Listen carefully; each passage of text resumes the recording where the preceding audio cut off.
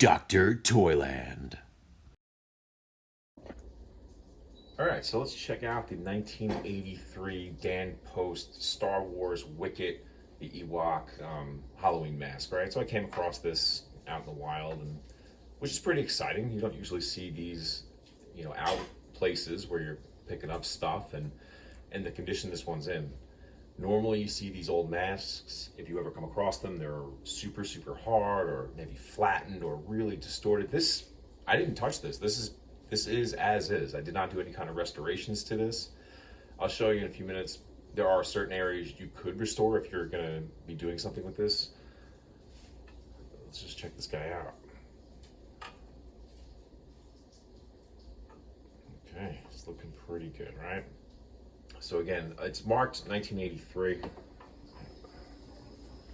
Doesn't necessarily mean it was from 1983, because apparently with these they would reuse the same cast afterwards. I have them sitting on a bottle, so I'll take them off there. So let's check them out, right? You can see he's got the holes where you see out of. There's also some slits over here for some ventilation. Right now I have them stuffed with some bubble wrap and all that stuff just to keep them in this nice shape. But honestly, with this guy, usually you see the ears kind of flop down, and those are not like that whatsoever. I mean, everything's really nice and round where it should be. The face is a little maybe pushed in slightly over here, but again, you can get that kind of corrected.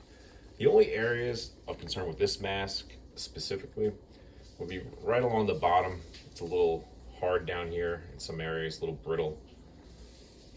So looks like it was probably sitting on a shelf and then kind of bent the vinyl rubber, right?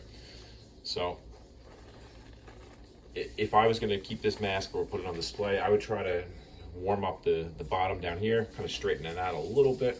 Like right now, if you tried it, you'd probably crack it right along where the bend lines are.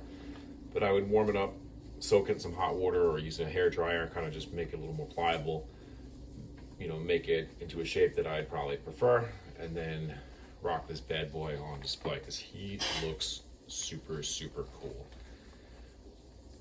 So again, this is the Star Wars Dan Post Halloween mask. This is a vintage 1983 Wicket mask, and it's wicked cool, right? Look at this bad boy. All right, enjoy.